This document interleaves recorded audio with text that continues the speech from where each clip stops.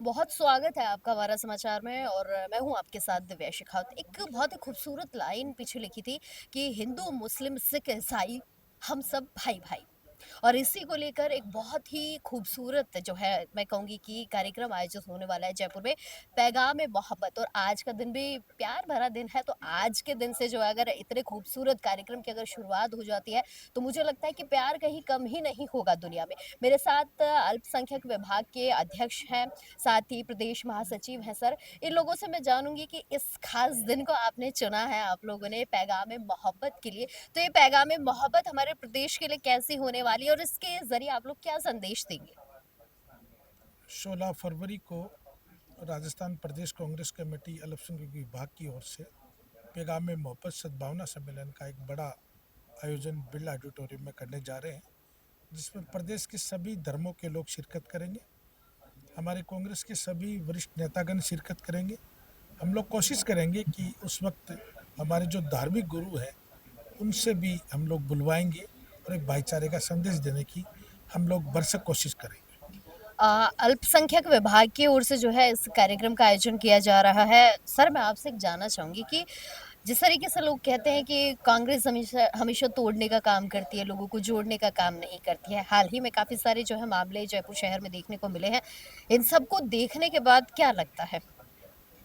ये लाइन गलत बोल गई कि कांग्रेस ही जोड़ने का काम करती है।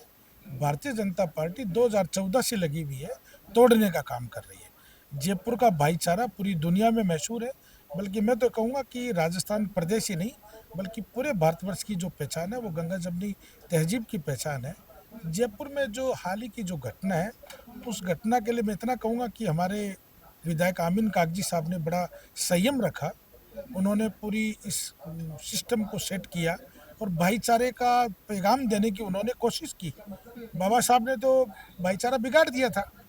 जिसका विधायक कोटे से पैसा लगा हो, सरकारी कार्यकारी एजेंसी काम कर रही हो, सरकारी टेंडर हुए हो, उसको सरकार गलत बताकर उस पर स्टे लाती है, रोक लगाती है। तो सरकार की कथनी करने में फ़र्क है। जो खुद टेंडर करते हैं, खुद एनओसी जारी करते हैं, उसी पे वो रोक लगाते हैं। अच्छा चौबदार साहब, इस पूरे घटनाक्रम में ऐसा कुछ रहा था कि जो है विधायक भी मुस्लिम हो गए, अधिकारी भी जो थे मुस्लिम थे, इसीलिए उन्होंने जो है कहीं ना कहीं अमीन कागजी साहब का साथ दिया। क्या ये जो आरोप लगाए गए हैं ये ठीक है? नहीं, मुस्लिम अधिकारी, हिंदू अधिकारी की बात कहाँ गई इसके अंदर? एक विधायक होता है, उसके लिए सर्व धर्म के लोग होते हैं। आमीन कागजी साहब ने तो अपनी विधानसभा में 12 से ज़्यादा मंदिरों का काम करवाया है। हिंदू मुसलमान की कहाँ बात आ गई इसके अंदर? हमारे जिला अध्यक्ष सुनील शर्मा जी ने उनका विरोध किया है, रफ़ी खान जी ने किया है, तमाम हमारे लीडर्स ने किया है। क्या और मैं तो एक ये कहता हूँ कि बाबा जी के पक्ष में पूरी बीजेपी बैकफुट पे आ गई, एक भी पक्ष में नहीं आया। बाबा जी खुद अकेले पड़ गए। क्या एक विधायक का अपनी विधानसभा को छोड़ के दूसरे में घुसना क्या है? टेक ओवर करना? मैं तो इतना ही कह सकता हूँ, मैं बार बार कहता हूँ कि मुख्यमंत्री भजन लाल जी, इनको एक ट्रेनिंग कैंप कराना चाहिए।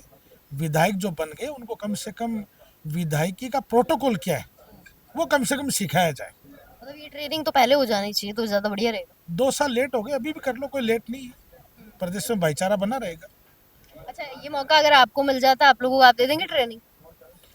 नहीं, हम तो ट्रेनिंग दे रहे हैं। हमने हमारे तमाम जिला अध्यक्षों को ट्रेनिंग दी है।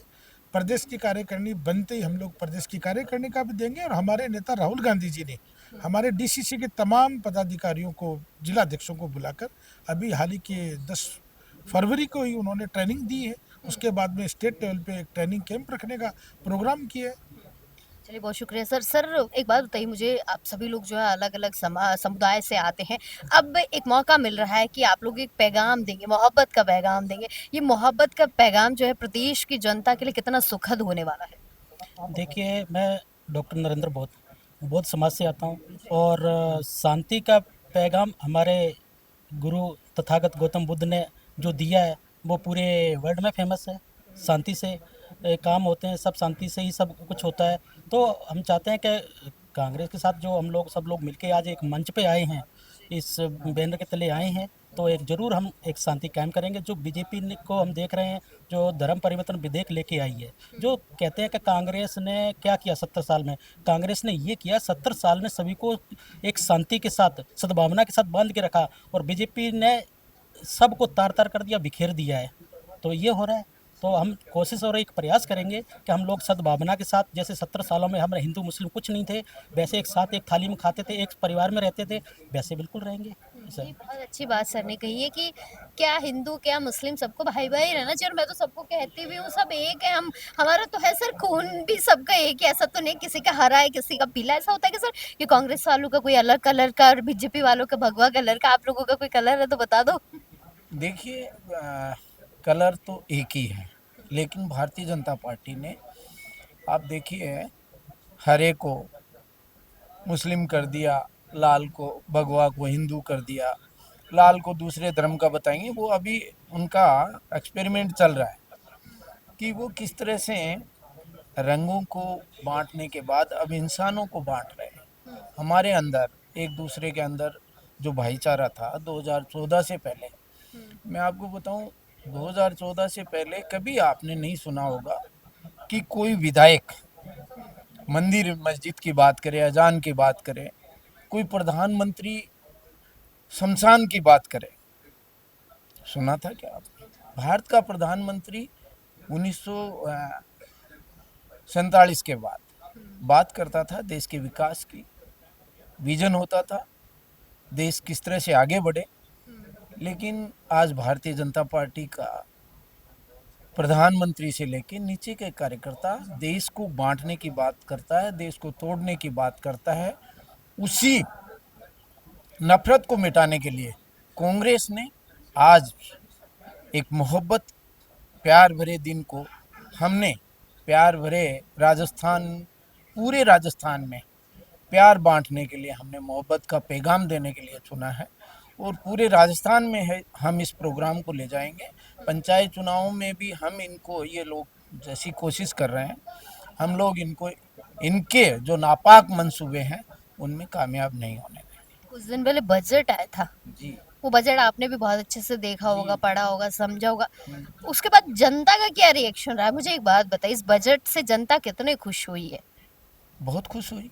2 दिन पहले बजट आया और 2 दिन में कहीं आप किसी युवा को, किसी महिला को, हमारे व्यापारी वर्ग को, किसान को, मजदूर को इस बजट के बारे में पता ही नहीं चला कि इसमें है क्या हमारे लिए। कोई व्यक्ति, व्यापारी, किसी व्यापारी का कोई ऐसा स्टेटमेंट नहीं कि साहब हमारे लिए ये छूट दी गई है, व्यापारी जो कर लगाए जा रहे हैं उनमें छूट दी गई है, युवाओं के लिए रोजगार की कोई उसमें व्यवस्था नहीं है, किसानों के लिए कोई सब्सिडी की व्यवस्था नहीं है, कर्जा माफ करने की कोई बात नहीं है। तो फिर ये बजट क्या था? ये बजट एक केवल ड्राफ्ट था। 11 बजे से शुरू हुआ था, शायद 1:30-2 बजे तक तो बजट खत्म हुआ था सर, है ना?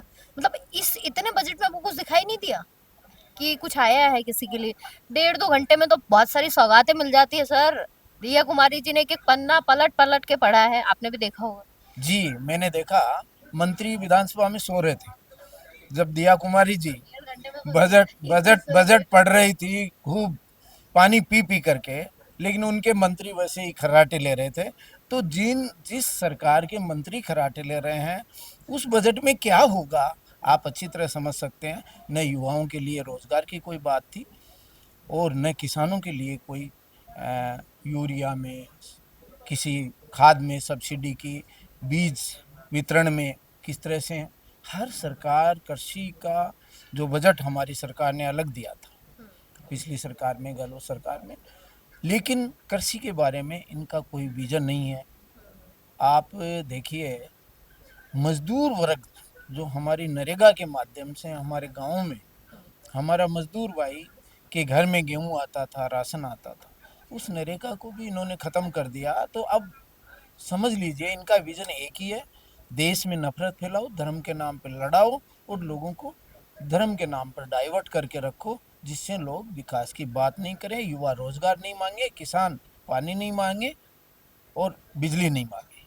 ये इनका विजन है। चलिए, बहुत शुक्रिया सर। तो मैंने कहा था ना, पैगाम में मोहब्बत, बहुत खूबसूरत शब्द, और मुझे वाकई में बहुत खूबसूरत लग रहा है, इसीलिए मैं बार बार कह रही हूँ।